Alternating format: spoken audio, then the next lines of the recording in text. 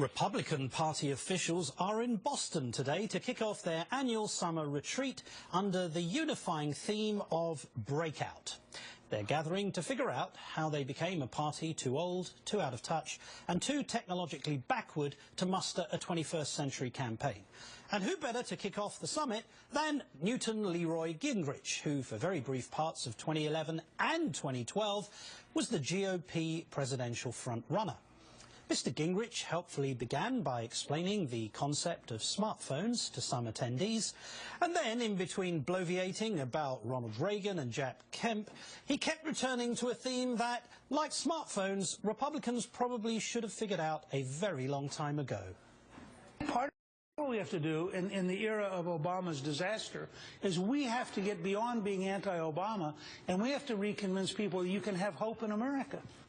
And joining us now is Crystal Ball, my colleague and co-host of The Cycle, and Brad Woodhouse, a former DNC communications director who is now president of Americans United for Change. Welcome to you both.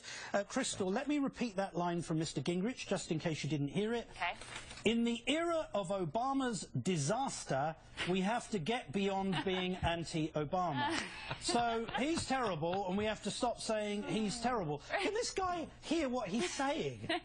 It is amazing that he has to start out by bashing the president before he can ever even begin to make a point about what the future might hold. But Newt might have one important message for them, which is how disastrous it was for him and was for Republicans in the 90s when he made the decision to shut down the government. And right now, with Republicans contemplating going over that ledge again, he's not talking about maybe. He's not talking about that, Chris. He's talking about smartphones. He's talking about technology. That's important too. You know, you got to be on the Twitter if you're going to get to voters. But that would be an important message if he goes there and talks about how disastrous it was for the party back then. Not to mention for the American people. Yeah, just that, of course. Brad, Gingrich kept saying how they can't be the anti-Obama party, as they like to put it. They have to stand for something. And yet he didn't get his first applause line until more than 30 minutes in, when he talked about the IRS and spying. Why does nothing change with that party? Well, I mean, look, nothing does change with that party. Look, Newt Gingrich is not a perfect messenger for saying we should, they should stop being anti-Obama. I mean, in 2011 and 2012, he was probably the most anti-Obama candidate in the field. So, look, he likes to say grandiose things. He likes to be quoted. He probably loves that we're doing a segment on this. But there's just no way that party has Obama derangement syndrome. I mean, they are going to be after Obama for the rest of his term. And by the way, I don't think it's helping them. When you look at polls of independent voters, they want some solutions, they want some cooperation, but it's the anti-Obama party. Yeah, it certainly is. Crystal, the GOP, as you know, is trying to reach out and listen to Newt Gingrich on how well Reince Priebus, the chair of the RNC, is doing. Take a listen to this. Too many Americans go to too many prisons for far too long and for no truly good law enforcement. Sorry, that was not the tape that we were intending to use. That was, in fact, the Attorney General.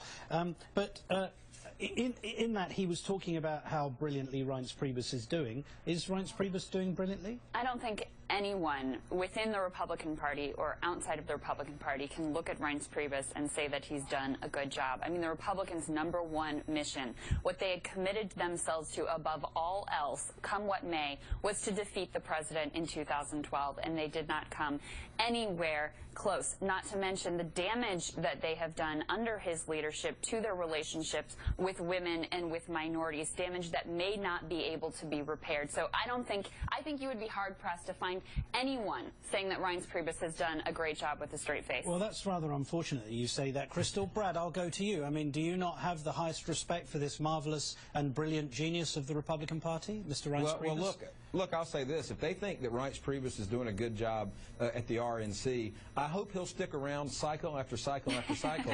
I mean, I think Crystal had it. I think Crystal had it right. They should have moved beyond Reince Priebus. I mean, he was there for their disaster in 2012, and nothing has really changed. Remember, this is a party that officially still opposes immigration reform, still opposes, Brad, gay this marriage. is a party that wants to close down the government. This is a party that wants to close down the government. And by the way, Martin, this is a party that supported the Supreme Court's decision to eviscerate the Voting Rights Act. They're doing stuff like in North Carolina to undermine voting. They're making minorities angry at them and women angry at them, even more so than they did in 2012. I think Priebus is definitely the wrong person for their party, but I hope he stays there. Crystal, to that point, one of the attendees who asked questions was a black woman who sounded interested in expanding the base of the party, and at one point she said, I live in a world that's different than most of the people in this RNC, and it's like we don't exist. And she ended by saying high-tech jobs are great, but they don't create a lot of jobs for John Q. Public. And that really is a problem, isn't it? That the prescription for constructive development in this nation, it's repeal the Affordable Care Act, but there's no alternative. It's don't reach an agreement on a budget, but there's no proposal apart from destroy the food stamps program.